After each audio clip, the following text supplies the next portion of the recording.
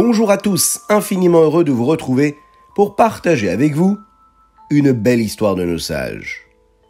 Je ne me sens pas très bien. La maman va poser la main sur le front de son enfant et elle va se rendre compte qu'il est plus chaud que d'habitude. « Je vais prendre ta température, dit la mère, et elle va chercher un thermomètre. Elle le met en place, et puis 3 minutes après, elle va scruter. Et là, le mercure a grimpé au-delà de la ligne rouge qui marquait la température d'un corps normal. « Eh bien, tu as peut-être un petit peu de fièvre ?» dit-elle d'un ton rassurant. « Tu vas appeler le docteur ?» demande curieux l'enfant. « Eh bien, si ta température ne baisse pas rapidement, notre ami le docteur viendra te guérir avec l'aide d'Akadosh Baruch Hu, avec l'aide de Dieu. » De nos jours, c'est très simple, mais il n'en a pas toujours été ainsi. Vous vous êtes déjà posé la question ? Quand le spécialiste de la météo dit « La température est aujourd'hui de tant de degrés à l'ombre », mais qu'est-ce que cela veut dire, cette température ? Le thermomètre, c'est un instrument qui sert à mesurer la température. Il va mesurer le degré de la chaleur d'un corps, ou bien d'une pièce. Il est constitué d'un mince tube de verre qui s'élargit à son extrémité inférieure et qui, elle, sert de réservoir et se remplit de mercure.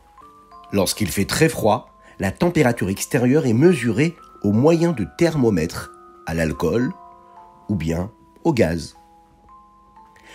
Ce sont des gaz qui vont gérer à des températures bien plus froides que celles à laquelle gèle le mercure.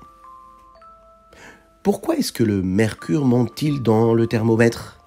Eh bien parce que tous les corps se dilatent sous l'effet de la chaleur. Le gaz, lui, se dilate un petit peu plus. Un liquide, en général, se dilate moins qu'un gaz. Enfin, le solide est ce qui se dilate le moins. En 1730, un Français, Réaumur, suggéra une graduation situant le degré de gel à 0 et celui de l'ébullition à 80 degrés. Il employa un mélange d'alcool et d'eau. 12 ans plus tard, un Suédois lui proposa une graduation avec 0 comme point d'ébullition et 100 degrés pour le gel. Et puis très vite, cette échelle fut renversée. On eut ainsi 100 degrés pour l'ébullition et 0 degrés pour le gel. Maraboum Asecha Hashem, imaginez un petit peu cette créature de Dieu. Rien n'est simple, tout est compliqué. Non, tout est explicable. Tout est divin, tout vient de Dieu. L'invention du thermomètre, c'est ce qui nous permet, par exemple, de comprendre la cause de la fièvre. Et, bien sûr, une personne qui a de la température signifie que quelque chose ne va pas dans son organisme. Ça n'est pas normal. Il faut savoir que chez une personne saine en bonne santé, ce qu'on souhaite à chacune et chacun d'entre vous, la température, elle est de 37 degrés. Elle peut s'élever légèrement l'après-midi ou le soir. Elle peut aussi baisser un petit peu le matin. Mais quand elle dépasse ce petit écart, il n'y a pas à s'y tromper, la personne a de la fièvre et de la température. Alors, ce qu'on va regarder ici, c'est la cause de cette fièvre. Parfois il n'y en a pas, parfois on ne la trouve pas. Il faut savoir que la température d'une personne saine se maintient en général sans changement. Et quand elle se maintient sans changement, c'est que là, Baruch Hashem, c'est une merveille d'Hashem. Elle est en bonne santé. Dieu a créé le corps de telle sorte qu'il perde de la chaleur aussi vite qu'il en produit. Bien sûr, c'est vrai pour les hommes, mais aussi pour toutes les créatures de Dieu. Toutes les créatures qui ont ce que nous appelons un sang chaud, les oiseaux, les bêtes. Elles disposent d'un mécanisme interne qui maintient le corps à peu près à la même température, même si l'air ambiant est plus froid ou plus chaud. Le corps, lui, produit de la chaleur par ce qu'il va consommer, par la nourriture. Lorsque la nourriture est à l'intérieur du corps, elle se combine avec l'oxygène qu'il y a dans les cellules. Ce qui produit de la chaleur est bien sûr de l'énergie. L'énergie, la vitalité du corps, de l'âme et de l'esprit. Le sang, lui, va absorber. Il va absorber cette énergie. Et il va aussi en donner.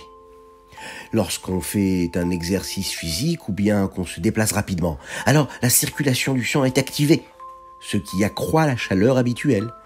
Vous l'avez remarqué, lorsque l'on court vite, eh bien, nous sentons que nous avons un petit peu plus chaud que d'habitude. C'est la raison pour laquelle, en hiver par exemple, il ne faut pas rester immobile. Avec le mouvement, eh bien, le sang qui est encore chaud, lui, va réchauffer le reste du corps. Donc il faut se mettre en mouvement. Et puis en été, eh bien, le corps, lui, il absorbe beaucoup plus de chaleur, de l'air ambiant. Et donc la circulation du sang ajoute à notre inconfort. Il fait trop chaud. L'excès de chaleur se dégage sous forme de transpiration, par son évaporation à rafraîchir le corps. Ce qu'il faut faire à ce moment-là, eh bien, c'est boire beaucoup de liquide, boire de l'eau. Attention, pas trop glacée l'eau, pas trop fraîche, à température ambiante. Trop de boissons glacées, eh bien, ça active la circulation du sang et ensuite, cela accroît la sensation de chaleur. On est en été, eh bien, profitez pour boire à température ambiante, même si nous avons vraiment envie de boire de l'eau fraîche. Mais un enfant juif fait attention à ce qu'il fait avec son corps. Il fait ce qui est bon et pas seulement ce qu'il a envie de faire. De temps en temps, on va chez le médecin pour voir si notre corps fonctionne bien, Baruch Hashem. Il faut donc faire attention à notre santé physique, mais aussi notre santé spirituelle. Bien se porter spirituellement dans la Kedusha. Notre âme aussi doit être en bonne santé.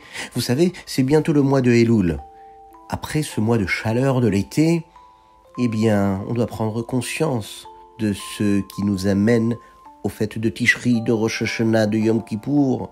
On va être soucieux de bien se comporter tous les jours pour arriver pendant ce mois de Elul où on va utiliser ce thermomètre spirituel. On va faire ce contrôle-là pour voir si on est à bonne température. Est-ce qu'on a fait assez de mitzvot? Est-ce qu'on a fait assez de bonnes actions? Est-ce qu'on a étudié assez la Torah? Je compte sur chacune et chacun d'entre vous. Voilà ce qu'on pouvait dire aujourd'hui pour notre histoire du jour.